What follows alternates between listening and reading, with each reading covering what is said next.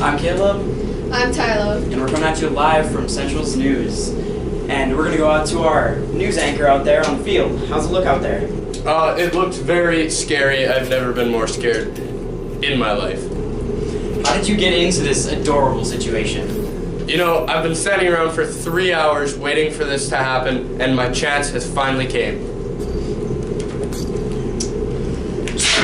Oh, Are you okay, Caleb? I'm fine. I promise. Okay. So, are you allergic to these things, or? I do not have any allergies other than shellfish, and I can't imagine these adorable little things would have anything to do with shellfish. You've got to be kidding me right now. Where do you think you are? Could I be at a pile of kitties? Close, very close. It's a cat fashion show is what it is. Achoo!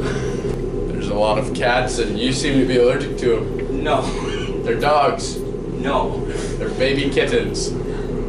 Closer. They are not kittens, They are kittens.